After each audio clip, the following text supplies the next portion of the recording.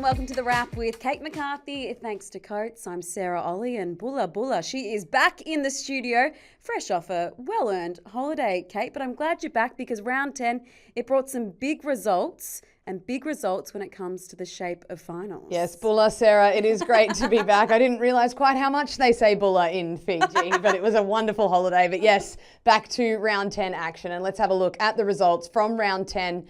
Big surprise on Friday night with Port Adelaide getting the job done over Hawthorn. And then for me, it was kind of business as usual. A bit of an upset, obviously, with the Saints taking care of the Blues. And I think Sunday went as most people would expect. A big win, though, from the Dogs up in Mackay. So big weekend, and we're nearly sort of to the point where we've got finals on our mind and starting to take shape, the teams that will make finals. Let's have a look at the ladder, though, with 2 rounds to go. And Carlton, for mine, after back-to-back losses, dropping to 8th is a bit of a surprise. Yeah, they were inside the top 4 for so much of the season, and I think I've worked out what's gone wrong for Carlton.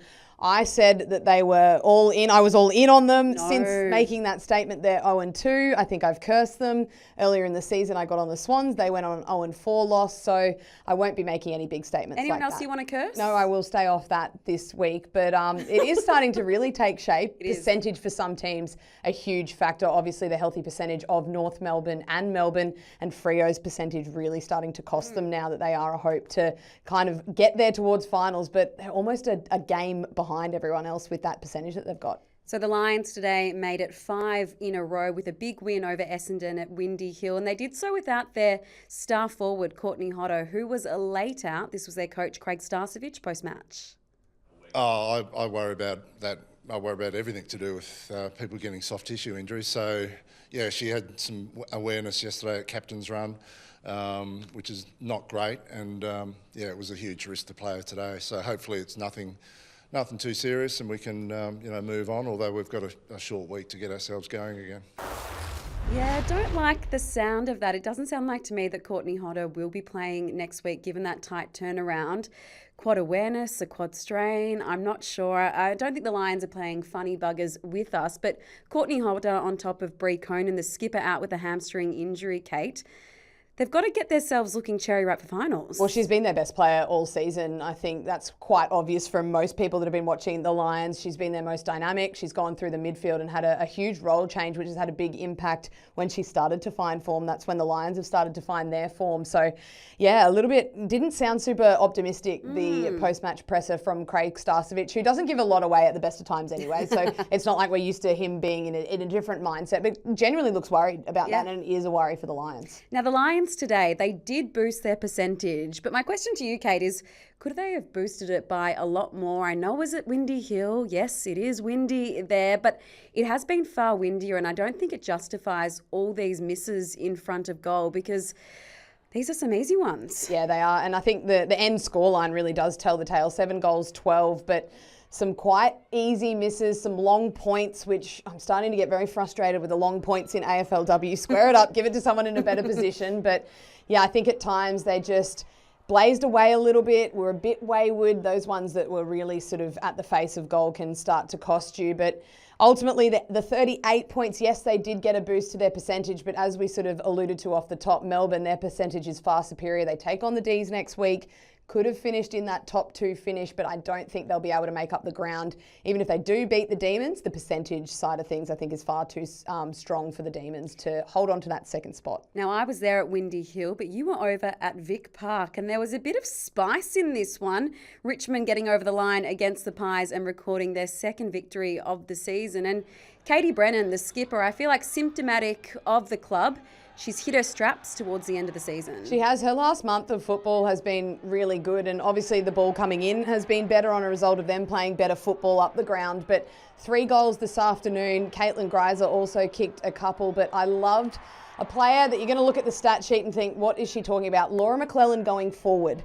5 disposals, a couple of marks, but her ability to compete in the air, bring the ball to ground, I feel like the real beneficiaries of that were Greiser and Brennan, who were able to hit the scoreboard as a result. She'll be, I think, well celebrated within the club. So I think it's right that we give her a little bit of praise as well with her role, because sometimes as a forward, all you have to do is get told to bring the ball to ground. You don't get much credit for it at times, but I think she was the one that helped set up the win for them in their forward half. Just on Caitlin Greiser, it's a new technique, isn't it, from Brendan Favola? But she's very hunched over, isn't she? She is. I think we could make almost a shooting stars name of G-Train. I'm obviously good friends with her, so I'm allowed to say that. But it seems to be working with her. We saw her kick a very nice set shot last week, kicked a couple of goals this week as well. So if it's not broke, don't fix it. Continue with it, G-Train. And some amazing marks, perhaps 2 marks of the year contenders we're going to take a look at. Kate, you were there. Talk us through them. This was huge. Like, just Sarah Hosking never backs away from anything on a football field. Woo. So I'm almost not surprised that it's her taking that. And then Ruby Slisher went down the other end, and this is a genuine hanger. So gets the sit, takes it at its highest point, single grab. 2 very different looking marks, but 2 incredible marks in their own right as well. Yeah, but who do you like? I think Sarah Hosking probably takes the cake for me. The courage, I was never stupid enough to go back with the flight like that, nor courageous enough, but Hosco throws her body around. I'm glad she's got her body right, and I'm glad we're getting to see her do those things on a football field again in this season. Now, you've just come from the palm trees in Fiji, but how about the palm trees in Mackay? Because the Dogs, they recorded a huge win over the Suns, 66 points in the end, and Gold Coast went goalless, Kate. It was quite a big win. Yeah, it was pretty disappointing in regards to the Gold Coast Suns, but the Dogs, their ability to find, I guess, some attacking prowess and attacking profile late in this season. So the 72 points this afternoon, Emma McDonald kicked 3 as well, starting to really show why she's been so touted as a next sort of generation key position player. They kicked 67 points against the Pies in round 7, another 67 against Essendon in round 9, then 72 this afternoon. I just want to see this come round 1 next year for the Dogs, because at the end of last year, they started to really show signs of improvement, and it's been great to see them playing some of their best footy the last month. Let's hope that continues for the next 2 rounds, because technically finals aren't out of the question for them, but mathematically. Come on, they are. I think they are. They are. Yeah. But I think if we see them start round 1 in this kind of form next year, they're going to be formidable with another pre-season under Tam Hyatt. And I just hope we see that attacking flair come round 1 2026. Speaking of formidable, the Saints have been just that, and they've gone 6 and Otis. We'll get back to Otis in a little bit, but 6 games in a row. And this is a club that has never played finals, Kate. They are very much on the precipice of it right now. And a lot of it was to do with their defence standing tall against the Blues. It certainly did stand tall, and a player that stood tall all season, Serene Watson. We just saw some of her finest moments from the game on Saturday night. And the other one, Paige Trudgeon, had a role on Poppy Scholes, who did play the whole game in the forward line, but she's someone that just competes, does not stop competing, one-on-one, some really good spoils, had the 8 disposals, 4 marks, 6 intercept possessions. But Serene Watson, for me, she's one of You love her, don't you? Oh, I do. Yeah. She is someone that if you're coming up against St Kilda, you need to make sure you take care of her, because her ability to intercept, to disrupt your attack as an opposition player, but then to really propel your opponents into their attack. She is someone that just becomes such an important rebound 50 player for them. Her form this season is career best for me, and she is one of the best defenders in the competition. Now, 6 and Otis, if you're new to this phenomenon, Nick Stevens had a baby boy. Well, her partner Elise did 6 weeks ago. Since then, the Saints have not lost a game. So he is certainly a good luck charm for them, but not in the injury department, Kate, because they keep on coming, and I'm just wondering, like, how much more can this side take? Yeah, it's even the win on Saturday night. So the players that were already starting injured, and then they lost 3 players in the latter part of that game. It was full of guts. The whole season's been full of guts with some of the players that have lost. So we saw Georgia Patrikios, who I suspect has had a pretty nasty calf tear with the footage that we saw, and her hobbling around post-match. Beck Hott, still a question mark around her, and Nicola Zenos also didn't finish the game. So She looked okay though, didn't she? She Yeah. kind of ran it out on the sidelines a little bit. Yeah. looked like if there was longer to go, she may have been strapped up and finished the game, but it's just taking a toll for them. They hopefully get Jamie Lambert back. Nick Barr's still a question mark over that bone bruising with that knee injury. So it's been to such key players as well. You can only think of how much damage they could have done this season if they didn't have such an extensive injury list. But credit to them, Nick Del Santo, a win in his 50th game, and they're just finding a way to get it done. Do they make finals? Let's look at their run home. So they sit in 5th at the moment.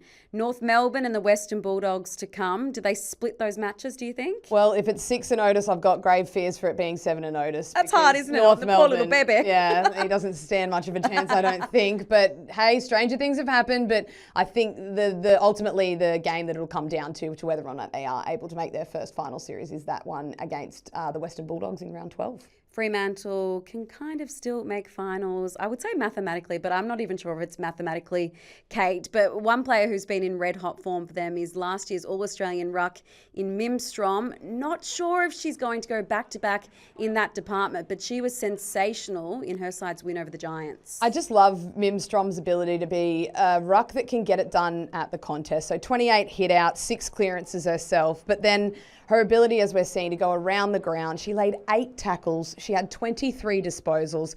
She's just someone that, as a ruck, you know she's going to get it done for you at clearance, but then you also know if the team goes long down the line that you're playing, guess who's going to be there to try and bring the ball to ground or intercept it? It's going to be Mimstrom, and she just continues to go to strength. But if we do have a look at their next couple of games, because as you said, technically they can make finals, but their percentage is really, really poor. I think that's the thing that's going to hold them back from being able to make it, which is disappointing because I had high hopes for them coming into this season, but their inability to defend some of the stronger teams in the comp is going to cost them at the end of the day. Just 72%, so it's almost like making up an extra game there. A side that doesn't need to make up an extra game because they keep winning 22 in a row. It is North Melbourne. This was against Adelaide. It would have been a very deflating loss for Matthew Clark's side, and this game was over at quarter time. The Roos had 5 goals on the board, to the Crows, nothing.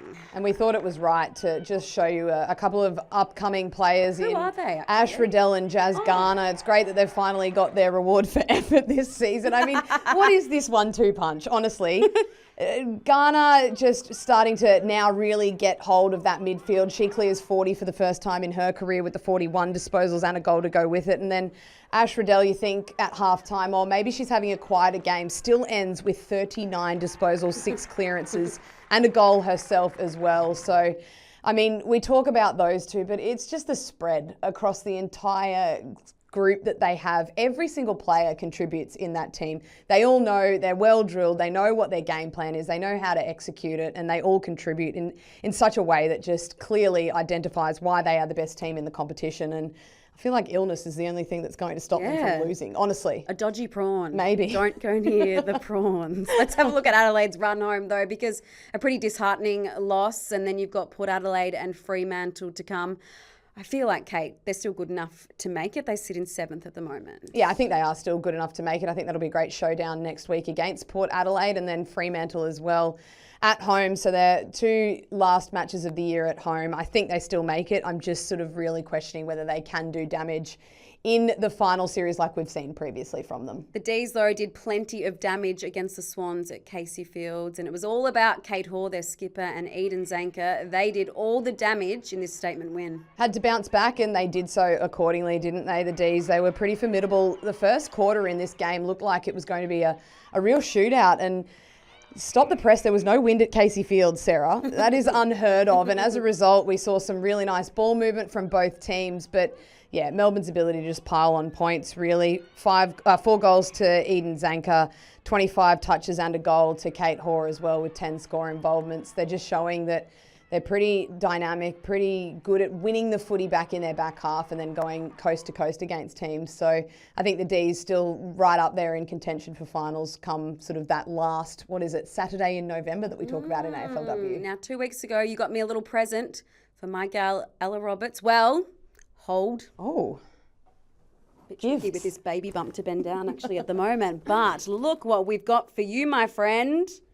Yes, thank you. A Kate Hoare top. I love that. That is just for you. Next week we'll both wear our t-shirts then on the program. That would be nice. Well, hold it up though. Let everyone have a look. Because pre-season we did have, you know how we all do our crystal ball? Stunning. Yes. So pre-season I had Kate Hoare for the league best and fairest. Yes. You had Ella Roberts. I think we're still sitting pretty. We look good. I think a couple of players from North Melbourne might cost us, but you know, we still made pretty good predictions, I think. All right, time now for Educate.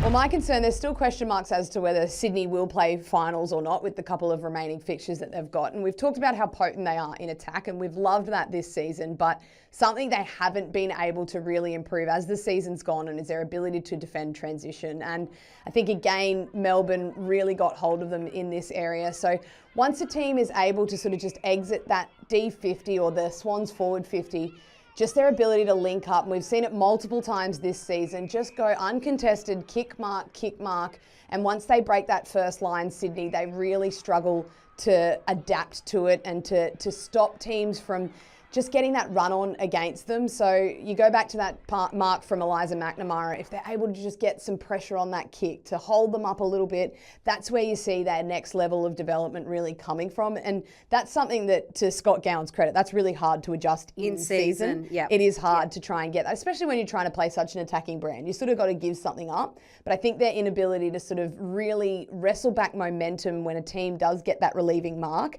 has been something that ultimately I think means they can't quite go all the way this year. I think they potentially still play finals, but I don't think they can be as damaging. But if they can tidy that up in the off-season, defend transition better and continue to score the way that they are, I think next year they are really on the cusp of going big in finals. It's the Kate McCarthy curse. Yeah, so they won't.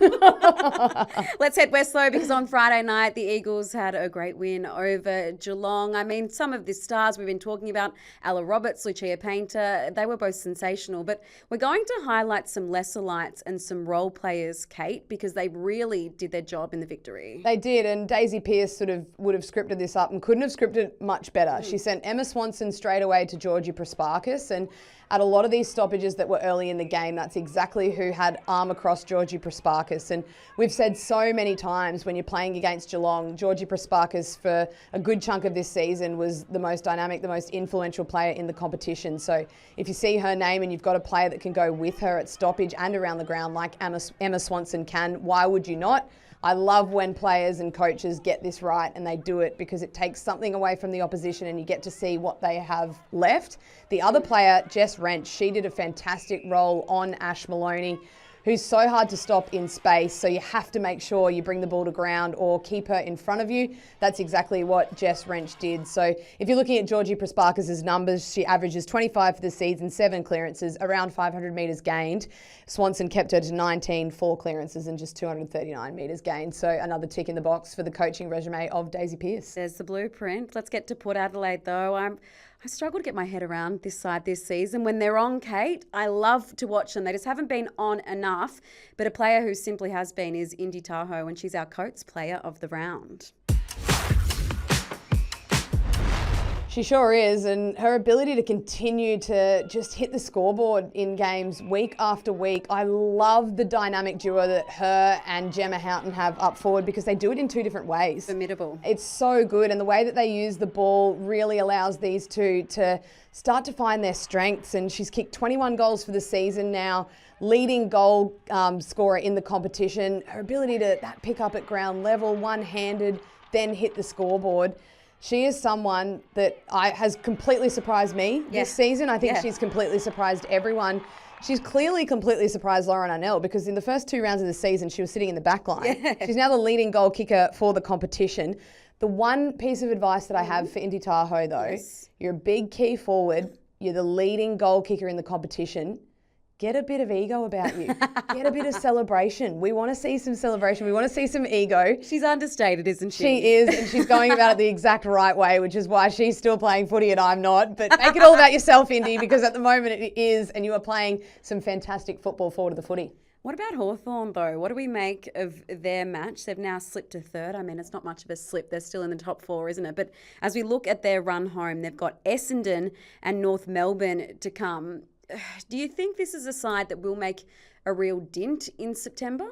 I think November, correction. November, sorry. Where am I at? Well, it's the go-to. You have to really think about what month we're in with AFLW. But I think clearly they get the win next week over Essendon. Yep. North Melbourne's going to be a huge challenge. I think potentially dropping that game, though, may have cost them a top 4 finish. Okay. We're going to go into the vibe check, so we may as well just get there. Let's get there right now. It's time for the vibe check. It does lead straight into the fact that we're not going to have a vibe check this week. I have a strong vibe about, well, clearly North Melbourne, the best team in the competition, the top seed, undefeated, 22 games, doesn't take a genius to sort of come to that conclusion. I really only think there's 3 teams that can potentially win the competition from here. North are head and shoulders above the rest. Yep. I think Melbourne have what it takes to, on a given day, be able to beat North Melbourne if all things went wrong for North, as well as Brisbane. I think their ability to just come out on a big stage and have the confidence in their system, I really think come finals, they're the 3 teams that can do damage. Again, prefacing North is miles ahead of everyone else. Miles ahead. Miles. I mean, we said before, it might just be the dodgy prawn that's their undoing. Kate, great to have you back. It's great to be back. Bulla. I do miss Bulla and Fiji, but it's And the great to be buffet back. breakfast. Yeah, the buffet breakfast. We'll see you next week on The Wrap. Thanks to Coates.